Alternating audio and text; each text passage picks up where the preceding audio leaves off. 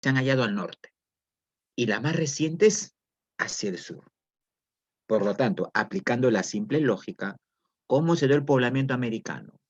De sur a norte, o perdón, de norte a sur o de sur a norte. Si la De secuencia norte a sur. de norte a De sur. norte a sur. ¿Qué teoría plantea la migración de norte a sur? La asiática.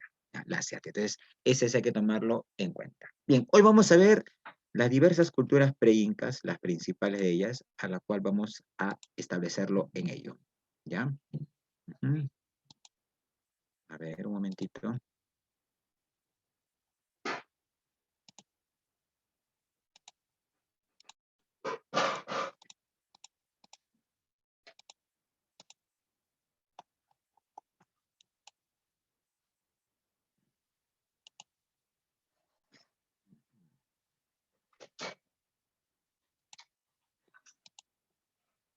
Ya, un momentito, a ver. Ay, por el amor de Dios.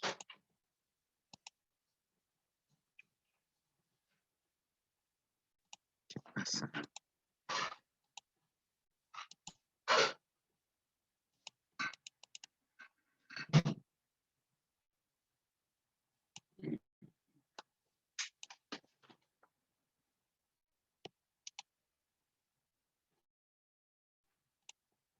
Ya.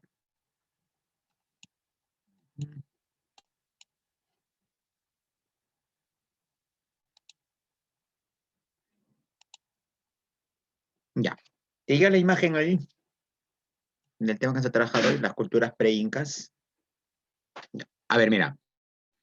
Como estamos en un ciclo bastante semestral, vamos a hablar de las culturas pre-incas de forma general, ¿ya? Me hubiera querido detener en cada una de ellas, pero vamos a explicar los rasgos más importantes, las características más peculiares de cada una de ellas, ¿ya? Mira, escúchame. Para empezar, las culturas se van a dividir bajo lo siguiente. Este cuadrito que se encuentra aquí, ¿ya? El horizonte temprano. Le llaman horizonte temprano o también periodo formativo andino, ¿ya? El término horizonte temprano lo establece John Rowe y el término formativo andino lo establece Luis Guillermo Lumbreras. ¿Por qué le llaman horizonte temprano o formativo andino? Porque es el periodo donde se va a consolidar, se va a formar las características propias, peculiares de la cultura andina. Tiene dos culturas representativas, Chavín y Paracas. Ambas van a ser estados teocráticos. Luego de que Chavín se desintegrara, bájale, surge el intermedio temprano. Intermedio temprano o también llamado primer desarrollo regional. Mira, en el periodo horizonte temprano destaca mucho Chavín. Y Chavín va a ser considerada, escúchame bien, la primera cultura panandina del área peruana. La primera cultura panandina. Pregunta, ¿qué quiere decir cultura panandina o cultura panperuana, como figura aquí en el PPT? ¿Qué es cultura panandino-peruana? Porque abarcó todos los Andes, profesor. Claro, abarcó gran parte de la extensión de los Andes, no todos los, de gran parte. El prefijo pan significa todo, íntegro, totalidad. Por eso que hay una carretera que en nuestro país se llama Panamericana, que une todo lo que es Tumbes hasta Ica. Y esta carretera panamericana tiene su origen en Alaska. Atraviesa Canadá, Estados Unidos, México, Centroamérica, parte de Colombia, parte de Ecuador y llega hasta la Patagonia chileno-argentina. Problema panamericano. Entonces, fue panperuana porque tuvo una gran extensión en el área andina. Pero esa extensión de Chavín decae y surge el primer intermedio temprano, o también llamado primer desarrollo regional, que van a ser culturas locales, culturas regionales, que su área de extensión va a ser limitada.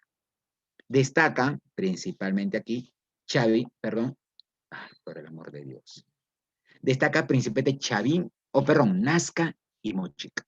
Nazca en la región de Ica, que es un estado teocrático, y Moche en la región de la Libertad, costa norte.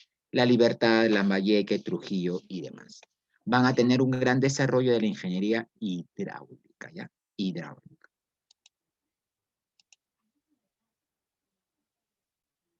¿Ya? Veamos aquel caso de Chavín. Bueno, este cuadrito sinóptico lo vamos a resumir los aspectos más puntuales de Chavín.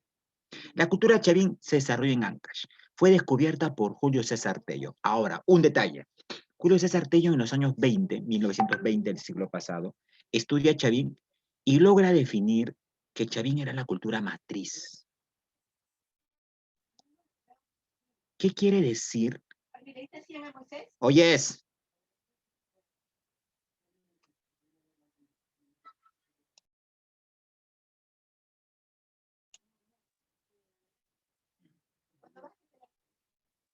Mira, la cultura Chavín va a ser llamada cultura matriz por Julio César Tello. ¿Qué quiere decir cultura matriz, jovencitos?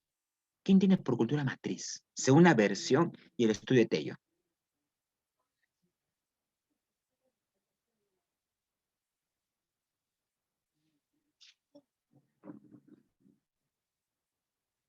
Niños, ¿qué significa que Chavín sea cultura matriz según una versión de Tello?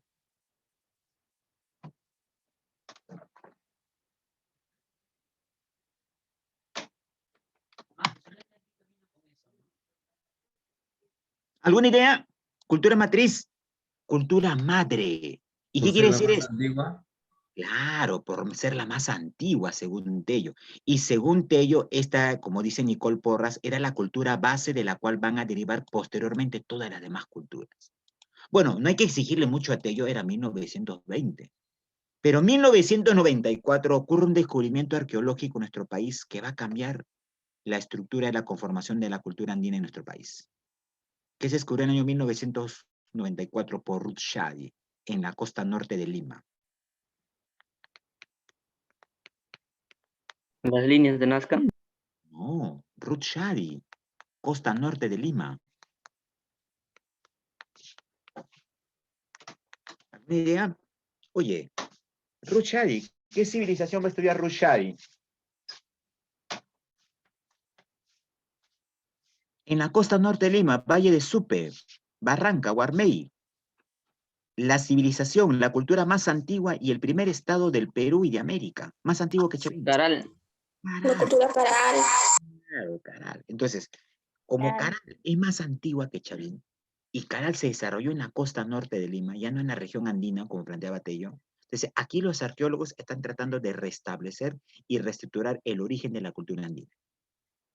Ya no sería pues Chavín la cultura madre, podría ser Caral. Y estos estudios en Caral son previos, porque no todo en Caral se tiene conocimiento. Está en un avance estos estudios que se vienen desarrollando, ¿ya? Entonces, mira, pero algo importante, Chavín va a ser un estado, pero un estado teocrático. ¿Qué quiere decir que Chavín sea un estado teocrático, jovencitos? ¿Qué es teocrático? ¿Qué es un estado teocrático? ¿Mm? ¿Qué es un estado teocrático?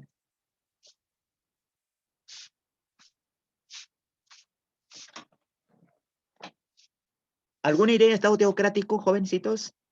Un estado en la cual ejercen el poder los sacerdotes. La religión va a tener un rol determinante en Chavín. La religión va a servir para controlar a las masas, a las poblaciones, y la religión sirvió para garantizar los intereses de los grupos dominantes, de los grupos de poder.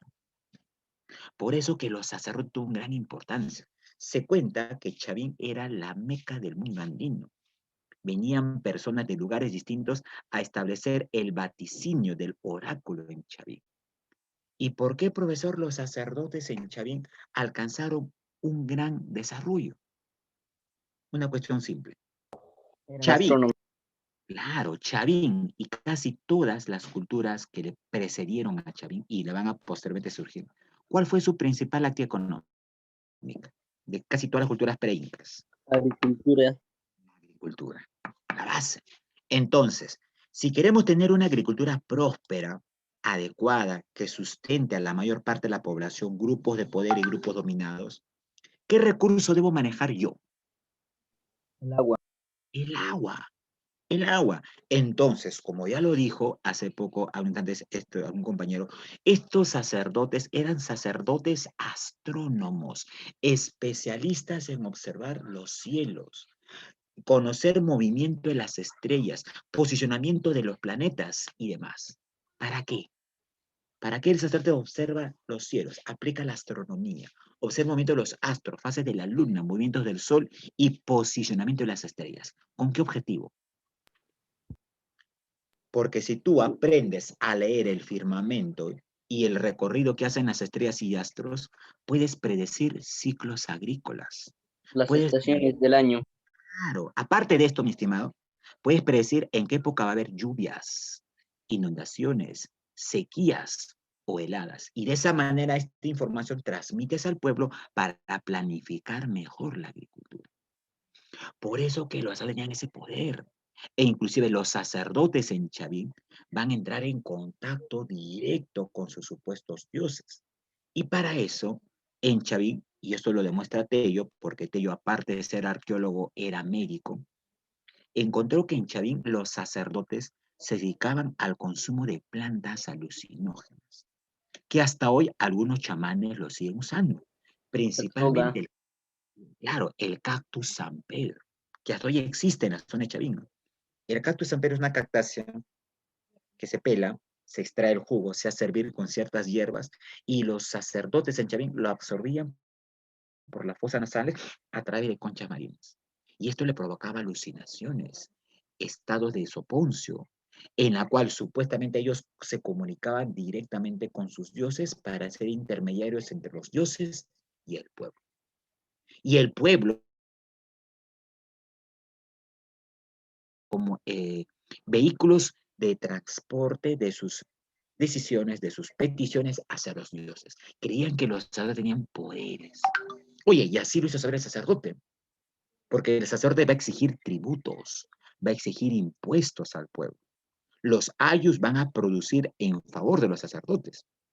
Eso decía, si ustedes no pagan tributos, la próxima estación, la próxima temporada, en tu campo de cultivo, en tu zona agrícola, no va a llover. Y a no haber lluvia, eso va a afectar a tu comunidad, va a afectar a tu año, porque yo tengo el poder de convocar las lluvias. Pregunta, ¿los sacerdotes tenían poder de convocar lluvias, sequías? ¿Tenían poderes? No, No, era simplemente conocimiento.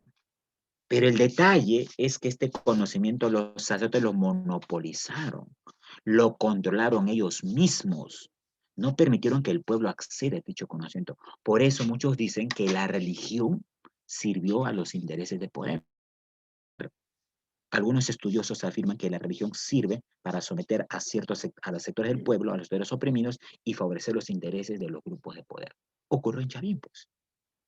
Por eso que el pueblo pagaba humildemente su tributo sin reprochar nada, porque creía ilusamente que los sacerdotes tenían ciertos poderes sobrenaturales, comunicación con los dioses.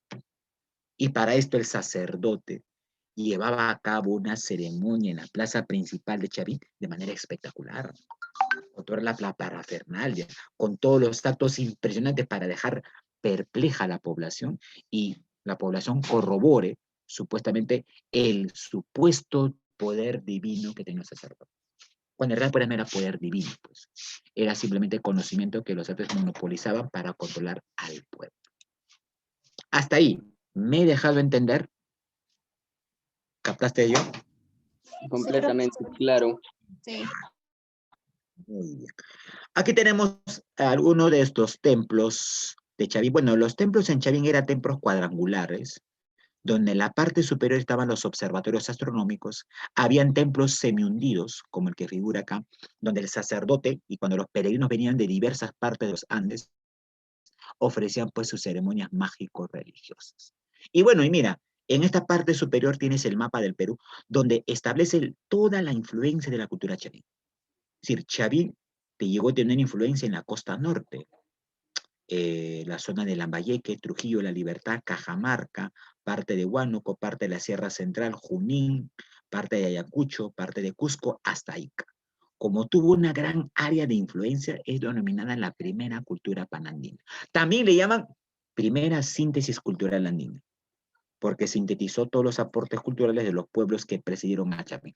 Porque antes de Chavín hubieron otros pueblos, Cupisnique, Culturuhuasi, Osechín, que son estilos de los primeros estados, pero muy primigenios, poco estructurados. Chavín es la máxima expresión, pues, del periodo formativo y de los estados teocráticos. Por eso llaman primera cultura pan-peruana.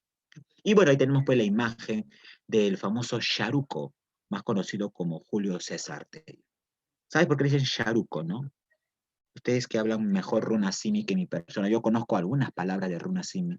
No hablo muy fluido. Mi abuela sí habla fluido. Algún día te hablaré con ella para que hable fluidamente. La palabra Charuco en runasimi o quechua, ¿qué significa? ¿Alguien sabe? ¿Alguien aquí? Mana y Achanicho. Indini Manacho. Ya. Charuco, Profe, tengo entendido. ¿Cómo? ¿Cómo dices, hija Mayra? No entender. Entender. que repita la pregunta, profesor. Charuco, creo que se escribe S-H-A-R-U-K-I-O, Charuco. Hasta donde sé, mi abuela dice que Charuco significa persona traviesa, intrépida, observador, curioso, por así decirlo. Y bueno, desde niño Julio César Tello tiene esa vocación, por eso que estudió arqueología, y estudió pues arqueología y medicina. Y fue uno de los pocos provincianos, porque era procedente de la zona de mi abuela, de Huarochirí. Un personaje mestizo indígena guarochirano ingresó a San Marcos. En ese entonces, 1920, en San Marcos había muchos prototipos, solamente estudiaban hijos de hacendados, hijos de aristócratas, pero un poco que Tello rompió esos prototipos, esos esquemas, a la cual tú también vas a romper, porque tú también vas a estar en San Marcos, tarde o temprano, y es necesario que estés, y eso va a depender de qué tanta pasión, vocación le pongas a tu preparación, ¿no?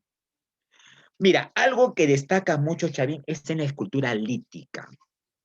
Si yo te digo que Chavín destaca en la escultura lítica, ¿qué quiere decir que Chavín destacó mucho en la escultura lítica? ¿Qué es la palabra lítica? Bájale, Martín.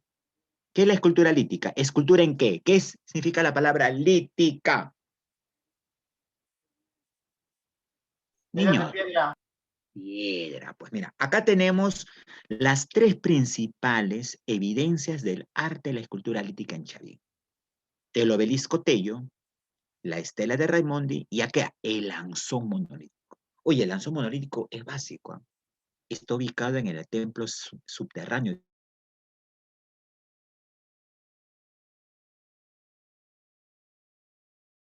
de casi 2 metros de altura, hay deidad o una supuesta deidad.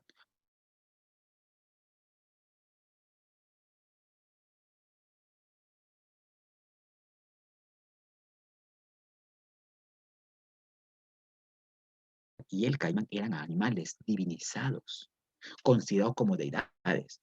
Por eso que cuando Tello estudia a Chavín, afirma con mucha razón que Chavín, los que llegaron a Chavín, tenían una procedencia amazónica, posiblemente de una etnia llamada los arahuas, que es esta zona andina, es sierra, y entonces menos caimanes. Estos animales son típicos de la región amazónica. Por lo tanto, cabe la posibilidad, según la teoría de Tello, de que Chavín tenga cierta ascendencia o procedencia amazónica. Y este lanzón monolítico era el dios principal. Por eso que inclusive Tello decía que los dioses en Chavín eran terroríficos. Oye, imagínate a los peregrinos bajando por el canal subterráneo en un lugar lúgubre, con poca iluminación, viendo a esta deidad de Chavín así, impresionante, 2 metros, con rasgos de felino, con cabellos de serpiente, con colmillos y garras. Eran dioses terroríficos, dice Tello. ¿Y por qué el sacerdote Chavín mandaba esculpir dioses con carácter terrorífico? ¿Para qué? Tiene una función, ¿ah? ¿Cuál crees que es la función? Para asustar a la población. Claro, control ideológico, pues. Oye, los sacerdotes eran así, un puñado de personas. Los ayus productores eran miles, cientos de miles de estudiantes. Profesor, ¿cómo los sacerdotes, si no tenían ejército, controlaban al pueblo? Fácil, pues aplica la psicología. Si tú quieres dominar a un grupo social y quieres dominar su conducta, ¿qué tienes que controlar? Su conciencia, su forma de pensar. Controlas esto y el pueblo hace lo que tú quieras conveniente. Aquí la religión sirvió para controlar a la conciencia del pueblo, sirvió para controlar la forma de pensar del pueblo. Y por eso planteaban dioses terrorismo porque decían, si ustedes el pueblo se rebelan, los dioses los castigarán. Vendrán castigos severos, drásticos para ellos. ¿Me dejo entender hasta ahí? La cerámica chavín va a ser cerámica monócroma. ¿Qué quiere decir monócroma? ¿Solo uno? Un solo color, el negro o el marrón, con asa puente y estructura incisiva. Bueno, también destaca en Chavín las cabezas clavas que se encuentran en la parte exterior del templo. Hoy solamente quedan algunas porque las demás han sido saqueadas. Algo muy característico en nuestro país es el saqueo de tesoros, el saqueo de patrimonio arqueológico muestra que no tenemos una adecuada identidad ni tampoco preservación de nuestro patrimonio cultural histórico. ¿Ya? Como Bueno, los mancos acá, de Paracas. exacto, acá una supuesta imagen de cómo los sacerdotes en Chavín establecían ello. Oye, esto de las plantas alucinógenas hasta hoy lo utilizan los chamanes, ¿no? Los chamanes que supuestamente se comunican con los ancestros y que te curan enfermedades también utilizan. En la selva utilizan una planta alucinógena mucho más potente que el San Pedro, que es la ayahuasca. ¿No? La ayahuasca. Entonces, bueno, acá se representa pues un supuesto rito de este sacerdote haciendo esta ceremonia mágico-religiosa. Ahora, un detalle. ¿Y qué pasó con Chavín, profesor? Chavín, algunos científicos dicen que estuvo permanente en los Andes casi 6, 7 siglos, ¿no? Muy importante la preponderancia en Chavín. Pero ¿qué pasó? Como toda civilización tiene un inicio, tiene un desarrollo, llega a su máximo desarrollo y también entra en ¿qué? Crisis, decadencia. Entonces pregunta, ¿qué pasó con Chavín? Se dice que desapareció por causa del fenómeno del niño, ya que ocurrió eso y la población ya no creía, ¿no?, en los sacerdotes y Ex migraron a otras culturas que estaban oh, surgiendo. exacto, muy bien, mi estimado, claro. El fenómeno climatológico del niño es un fenómeno que azota constante y cíclicamente al Perú. Se cuenta que este fenómeno afectó en la sierra y en la sierra los fenómenos del niño causan sequías y heladas prolongadas. En la costa causan inundaciones y huaicos. Entonces, los pronósticos de los sacerdotes ya no eran certeros, ya no acertaban a los pronósticos de las lluvias y más, la sequía prolongada. Esto generó que el pueblo le generara descrédito al sacerdote. Y los pueblos, los ayos que habitaban Chavín, al necesitar alimento y recursos, migraron a otras zonas. Muchos aducen que llegaron hasta Ica, en lo que va a ser conocida como la cultura Paracas. Otros fueron hacia la parte centro del país. Es decir, el templo de Chavín fue abandonado, los sacerdotes perdieron prestigio y los sacerdotes sin sus ayos en el pueblo no eran nada, pues. Y también tuvieron que emigrar buscando. Y Chavín tendió a desaparecer. Oye, los fenómenos climatológicos han logrado grandes cataclismos y grandes cambios políticos y económicos en muchas culturas en el mundo andino. Esto hay que tomarlo en cuenta. Entonces, la cultura que va a heredar algunos elementos de Chavín va a ser Paracas, que también va a ser estudiada por Julio César Tello. Y la cultura Paracas va a tener dos etapas. Bueno, Julio César Tello la divide en dos épocas históricas, según la conformación y la estructura de sus tumbas. Paracas Caverna y Paracas Necrópolis. Si tú observas aquí en el gráfico, a ver, voy a colocar aquí. Paracas Caverna, ¿qué es? Paracas Caverna son tumbas, como tú lo observas acá,